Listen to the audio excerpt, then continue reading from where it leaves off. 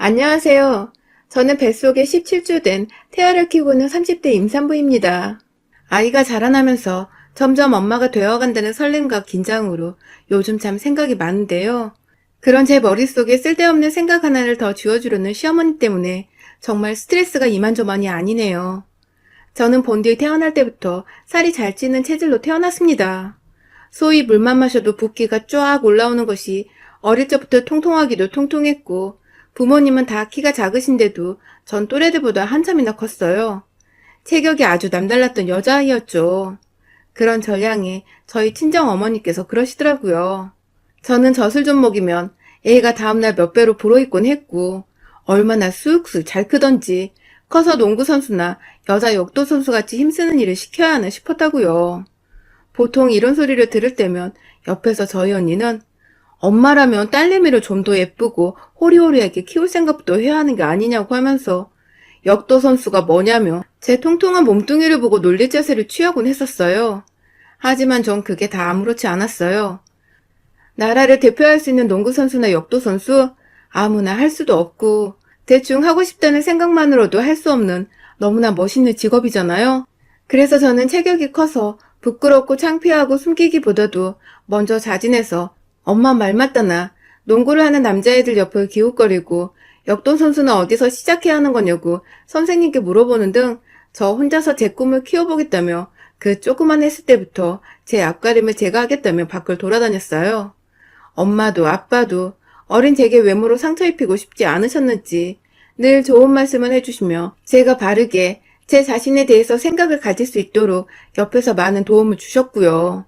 덕분에 저는 좋은 부모님 곁에서 그렇게 살다 보면 진짜 몇 년 후엔 제가 촉망받는 운동선수, 유망주 정도는 되어 있을 줄 알았어요. 그 꿈을 초등학교 그리고 중학교 입학할 때까지도 키웠네요. 하지만 예상과는 다르게 인생이 흘렀어요. 제 키가 그만 163에서 뚝 하고 멈춰버리고 만 것입니다. 남다른 체격인 줄 알았는데 그냥 그 키에 70kg로 살이 좀 더 찐 비만 아동이었을 뿐이었고요. 결국 중학교 내내 저는 키우던 꿈도 잃고 그나마 남아있던 자존감과 자신감도 잃게 되며 저를 비하하고 끊임없이 자책하는 모습을 보였어요. 친구 관계는 당연히 좋지 못했고요. 제가 먼저 다가가지 않는 건 아니었는지 먼저 체격이 크다고 같이 어울리기 창피하다고 피하는 또래의 여자애들 때문에 제가 먼저 친구가 되기 위해 다가가는 짓을 그만둬버렸죠. 저도 그저 평범한 여자애일 뿐이라 그런 건 정말 상처가 되었기 때문입니다. 어쩌다 시작된 은연중의 따돌림과 소외됨, 그리고 제 스스로를 사랑하지 못하고 못나고 어린애로 살아갔던 중학교 시절은 제 인생에서 가장 최악의 시간이었어요. 졸업을 할 때 보니 제 몸무게는 10kg나 더 쪄버린 80kg를 웃돌았고 여전히 키는 그대로여서 비만도는 더 심해져 있었어요. 그간 스트레스를 쌓이면 먹는 것으로 풀곤 했었는데 그게 결국 제 몸을 더 악화시켜 버렸더라고요. 살은 더 쪄있고 인간관계는 전과는 비교할 수 없을 만큼 망가져 있었고 그런 저를 보며 아무런 티는 못 내지만 뒤에서 눈물도 여러 훔치셨을 엄마와 아빠를 생각하니 가슴이 미어졌습니다. 어릴 적 절 놀리기에 급급했던 언니도 가족은 가족인지 점점 어두워져가는 저를 불쌍하고 치근덕스레 보면서 걱정하는 모습이 더욱 역력해져 갔고요. 이대로 더 살다가는 저뿐만 아니라 절 지켜보는 제 가족들이 더 힘들어지겠다 싶던 그때 제가 다이어트를 결심했습니다. 정말 독하게 뺐어요. 남들은 대학 가면 빠진다고 공부에 열을 올리던 그때 저는 정말 죽지 않을 만큼 먹으면서 날마다 동네를 돌아다녔어요. 처음엔 살이 쪄서 무릎 관절이 안 좋아 5바퀴 정도 돌던 걸 살이 조금씩 빠지기 시작하자 10바퀴, 20바퀴 정도는 점점 거뜬해졌고요. 중간중간에 식욕을 참지 못하고 하루 정도 이성을 잊고 밥을 먹은 적도 있었지만 이내 학교 갈 생각만 하면 스트레스가 쌓이는 바람에 또 정신을 차리고 다이어트를 할 수 있었죠. 그렇게 중학교를 졸업하고 고등학교에 입학하는 딱 그 사이 그 짧은 기간 동안 저는 무려 30kg를 빼버렸습니다. 정말 초등학생 하나가 제 몸에서 빠져나간 꼴이었어요. 사람이 완전 딴 사람이 되어버리니 저는 말할 것도 없고 가족들도 정말 많이 좋아했습니다. 제가 신이 나서 먼저 옷을 사달라고 하고 꾸밀 수 있는 액세서리며 이것저것 또래 여자애들 같은 것들에 관심을 보이니 부모님도 안심이 된 듯 보였어요.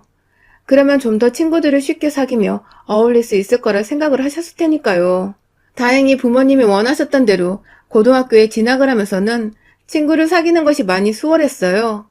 살 빠졌다며 몰라보겠다며 신기해서 다가와준 애들도 있었지만 워낙 집에서 떨어진 고등학교로 진학하는 바람에 중학교 동창들이 잘 없어서 새롭게 학교 생활을 시작하기에는 정말 딱이었죠. 비교적 학교 생활도 잘했고 친구 관계도 힘들어할 일이 없으니 학업에도 더 집중할 수 있었습니다.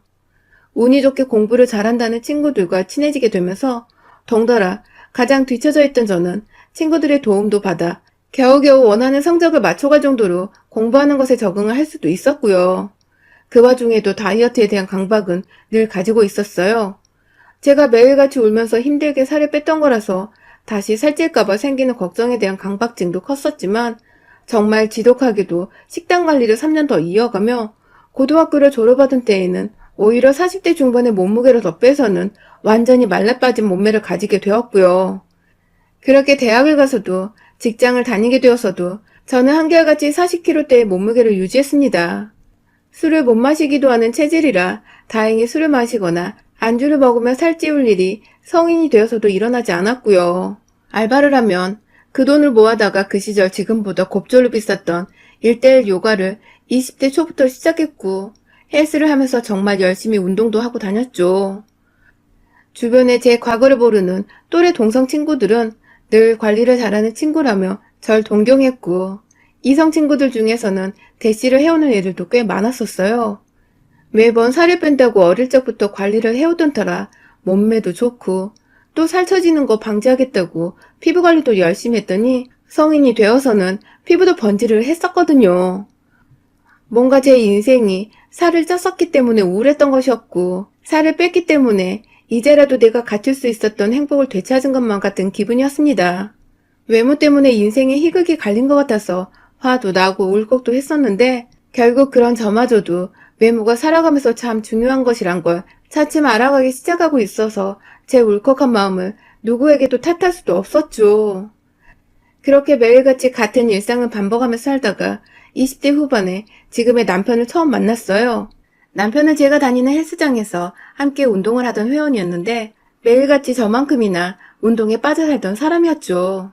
금요일 퇴근 후건 휴일이건 헬스장 사람들이 놀러 갔는지 텅텅 비어있을 때마다 유일하게 헬스장에서 땀을 빼고 있던 몇 안 되는 회원이었던 저희는 그렇게 자연스레 서로의 존재를 톡톡히 알았고 서로 운동만 하다가 트레이너 선생님과 셋이서 자연스레 부딪히고 말도 몇 마디 서로 건네보다 결국 남편이 먼저 운동 후 가벼운 커피 한 잔을 권하며 첫 데이트를 하게 되었습니다. 너무너무 제 맘에 쏙 드는 사람이었어요. 운동하는 것을 좋아하고 술도 잘 안 마시고 또 제가 운동하는 것을 존중해주고 시간을 배려해줄 줄 아는 사람이었으니까요. 연애 초반에는 어찌 남자와 데이트를 해야 할지 몰라서 정말 감도 안 왔는데 먼저 제가 운동을 하는 걸 알고서는 헬스장에서 자주 만나자고 해주고 밤늦게는 살찐다고 가벼운 커피 한 잔 말고는 뭘 먹자 불러내주지도 않고 절 딱 봐도 어떤 사람인지 파악이 되는 건지 제가 살고 있던 생활 패턴에 맞게 데이트를 하자고 늘 이끌어주던 남편이 너무너무 고마웠습니다. 그렇게 운동에 미쳐 살던 신세대 커플 같은 저희는 30을 넘기고 연애한 지 3년차 되던 올해에 결혼을 했습니다. 이보다 더 잘 맞을 수 없다며 생활 패턴도 비슷하고 취미생활도 운동 하나로 비슷한 저희가 다른 짝을 찾을 이유가 있겠냐며 쿨하게 프로포즈를 하는 남편을 저도 거절할 이유가 전혀 없었죠. 그렇게 저희는 결혼을 하고 나서 각자의 직장 가운데에 자리를 잡은 동네에 신혼집을 차리고 신혼생활을 시작했는데요. 결혼 생활을 시작하고 나니 남편의 단점은 아니었지만 이 생활 자체의 단점이 하나도 보였어요. 일단 하나는 저희는 정말 죽어라 운동만 하는 커플이었다는 것입니다. 저도 사람인지라 아무리 살 빼는 게 중요하고 운동하는 게 좋다지만 가끔은 쉬어주는 시간을 가지기도 했거든요. 하루에 1시간 정도 유산소와 무산소를 섞으며 일하는 것만으로 충분하다 생각하며 살아오다가 남편을 만나서는 이 사람이 운동에 미쳐 사니까 덩달아 따라서 조금씩 무리를 해보며 헬스장에 더 오래 머물렀던 것인데 결혼을 해보니 남편은 좀 여유를 가지고 신혼생활을 더 즐기기는커녕 더 열심히 퇴근 후 곧장 헬스장으로 주말에도 눈 뜨면 헬스장으로 향하더라고요. 이게 좋았기 때문에 결혼을 한 건데 막상 내 남편으로 둬보니 평생을 운동에 미쳐 사는 남자와 이렇게 살 수 있을까 싶어서 아찔했습니다. 나중에 제가 아파도 운동부터 하고 오겠다고 할 것만 같아서 점점 걱정이 되기 시작했죠. 그래도 한편으로는 저도 함께 운동을 할 수 있다는 것에 의미를 두며 그냥 잘 넘겼어요. 정말 큰 문제는 다른 하나였는데요. 바로 남편을 쏙 빼다 닮은 시어머니셨습니다. 시어머니도 운동을 열심히 하시냐고요? 아니요. 바로 남편이 운동에 미쳐 사는 것처럼 한번 빠지거나 생각을 하면 헤어나지 못하고 그것만 생각하는 점이 쏙 빼다 닮았다는 것이었죠. 결혼 초까지만 해도 시어머님은 그리 얼굴을 잘 보는 사이도 아니었고 저와 막 살갑게 지내는 사이도 아니었어요. 일단 제 옆에 있는 남편이 시부모님께 무뚝뚝하기도 해서 제가 필요이상으로 막 나서서 시어머니를 먼저 챙기려고 하진 않았죠. 그렇게 결혼 생활이라는 건 남편과 둘이서 새 살림을 차리면서 잘 사는 거라 생각을 하고 살았는데 제가 결혼하고 5개월도 지나지 않아 아이를 임신하게 되었습니다. 제가 아이를 임신하게 되면서 식욕이 부쩍 늘었는데요. 처음 2달간은 제대로 모성애가 느껴지지 않은 것 같고 그래서 제 몸부터 먼저 생각하며 웬만큼 식욕이 돋아도 무조건 참으려고만 했었어요. 그러다가 점차 산부인과를 다니고 임산부 책들을 읽고 뭔가 뱃속 아기에 대한 것들을 찾아 읽고 접하면서 점차 애 생각이 저 하나보다 먼저 들기 시작하더라고요. 그렇게 하나 둘 입에 대고 먹기 시작한 음식들은 점점 첩첩산중으로 쌓여갔고 임신한 것을 좋아라 했던 남편도 먼저 먹을 걸 사다 주기 시작하면서 저는 2달도 안 되어 몸이 크게 불어나기 시작했습니다. 여기저기 임신 축하 전화도 많이 받았고요. 조언도 많이 해주시니 임신 주수가 지나갈수록 제 자신도 몸을 더 조심히 다루기 시작했어요. 운동을 무리하게 하는 것이 안 좋다고 하여 처녀짝에 했던 운동량을 절반의 반으로 확 줄여버렸고 간간히 저녁에 산책을 하는 것으로 운동을 대신했죠. 처음에 무조건 단점이라고 생각을 했던 남편의 미친 운동사랑도 제가 임신을 하게 되니 천만다행으로 바뀌기 시작했어요. 연애 때부터 지나가는 아기들을 보면서 무척이나 귀여워하길래 아이를 좋아하는 남자라는 걸 알고는 있었지만 이렇게도 다정한 남자일 줄은 정말 몰랐었습니다. 평생 좋아하던 운동도 제가 임신을 하던 순간부터 확 줄였고 제가 저녁에 산책을 할 때 꼭 항상 옆에서 손잡고 따라와서는 같이 동네를 걸어줬어요. 제 임신과 함께 덩달아 남편의 생활습관도 완전히 뒤바뀌게 되었죠.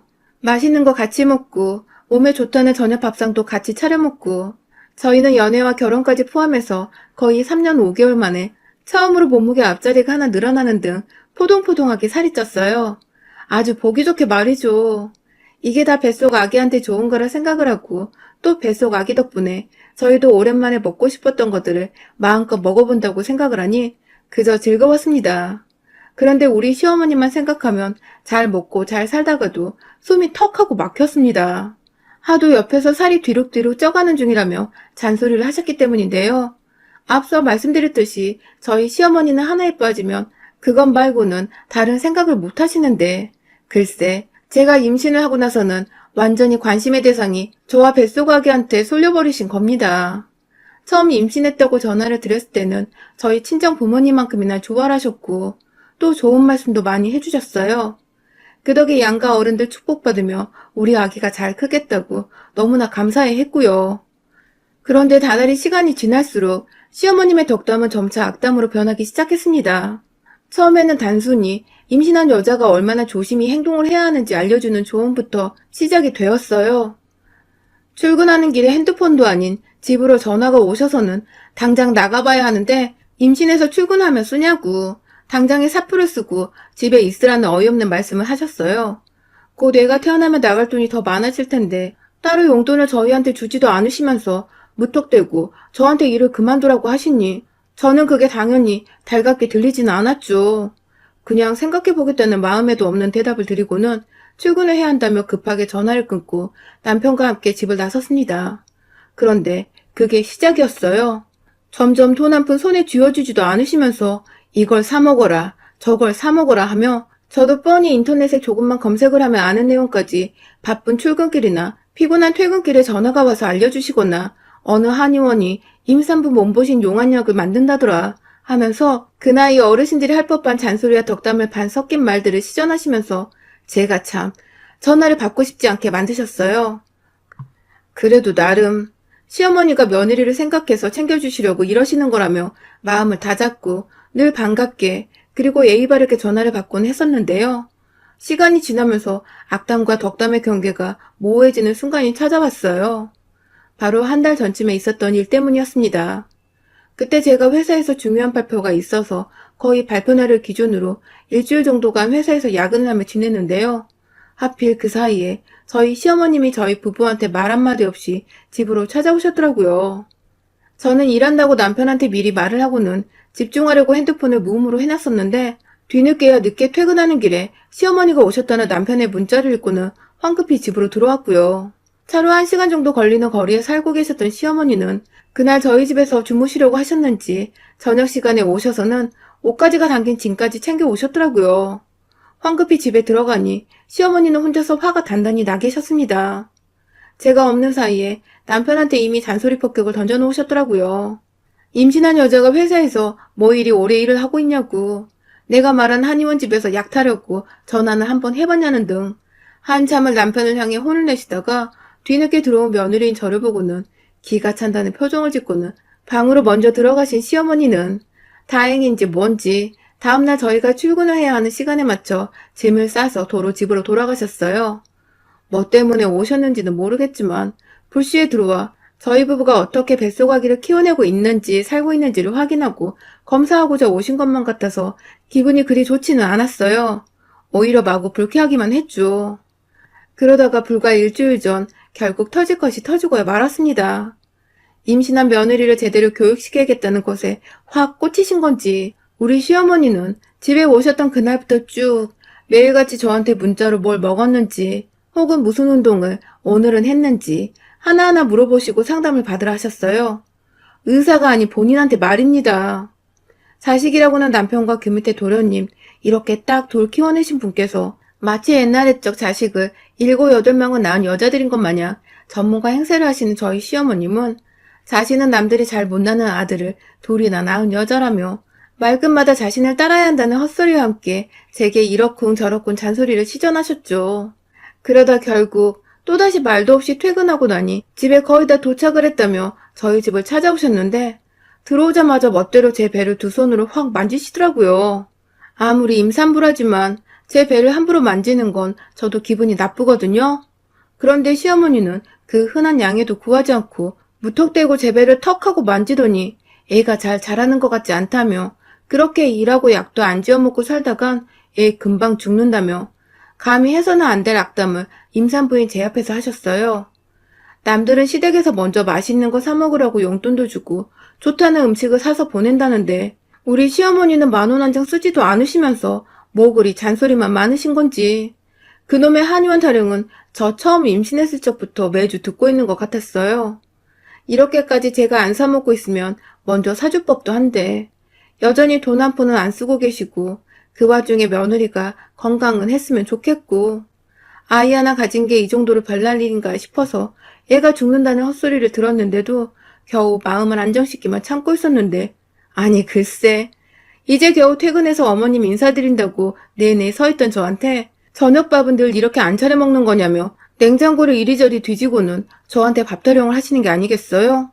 저번에 집에 왔을 때도 너 야근한다고 집에 늦게 들어와 식탁에 밥상에 안 차려있지 않았냐. 그런데 오늘은 뭐 때문에 식탁이 텅텅 비어있냐며 굳이 그 시끌벅적한 목소리로 큰 소리를 내며 냉장고를 퍽퍽 닫았다 열고 저와 남편을 번갈아 쳐다보며 비어져 있는 식탁을 가리키며 밥을 차려 먹으라고 하는데 그 소리는 꼭 자기 밥을 차려달란 소리 같았습니다. 임산부 며느리 걱정되어 한의원 약타령 하시기 전에 그냥 돈을 주시던가 아니면 대신 사주시던가 아니면 그냥 우리를 내버려 두시던가 하시는 게 좋을 것 같았어요. 그래서 저도 모르게 너무 힘들고 스트레스가 쌓여서 어머님 저희가 아침이면 저녁이면 잘 알아서 챙겨 먹겠다고 말씀을 드렸습니다. 제가 임신하고 먹고 싶은 게 많아서 나름 남편과는 잘 챙겨 먹으면 살도 전보다 많이 쪘다고 걱정하지 마시라며 얘기를 했어요. 그런데 달래는 저와는 달리 시어머니는 오히려 제 말 어딘가에서 열이 받으셨는지 임산부 앞에서 쩌렁쩌렁하게 목소리를 높여 혼을 내셨습니다. 기껏 시어머니가 집까지 찾아와 말을 하면 귓구멍으로 듣는 신용이라도 하라며 친정에서 뭘 보고 자랐길래 얘가 일이 멍청하고 예의가 없냐며 갑자기 저희 친정을 거들먹거리며 절 비하하기 시작하셨어요. 그러니까 어머님 말씀으로는 제가 그간 어머님 말을 꾸준히 무시를 했다는 것인데 전 그간 출근길에도 어머님 전화인 거 뻔히 알면서 무시 못하고 다 받았고 집에 무턱대고 찾아왔을 때에도 일하고 오느라 힘들어 죽을 뻔했지만 티 안 내고 하시는 말씀 다 받아듣고 있었거든요.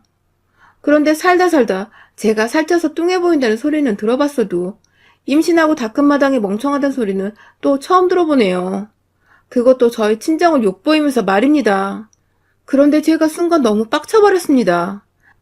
아시다시피 임산부라 조울증같이 감정 컨트롤이 잘 안 되는 거 정말 겨우겨우 참고 살고 있었는데 정말 그 순간만큼은 남편이고 뭐고 시어머니의 얼굴과 기분 나쁜 그 목소리를 정말 더 이상 듣고 싶지 않았어요.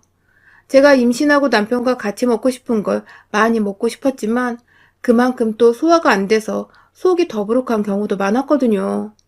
임산부한테는 소화불량에 오미자차가 좋다고 해서 거의 임신하며 이걸 남편과 둘이서 같이 달고 살았는데 그때도 마침 제가 손바닥만한 머그컵에다가 오미자차를 따라 부어 놨었거든요. 시어머니 잔소리 듣다가 다 식어가고 있던 오미자차를 보는 순간 제 머릿속 김도 완전히 다 빠져나가는 기분이었어요. 차 마시면 편히 좀 쉬려다 시어머니 하나로 기분도 잡치고 악담도 들었다 생각을 하니 감정 주체가 안 되어 오미자차 든 머그컵을 그냥 확 시어머니 얼굴을 향해 퍼부었어요.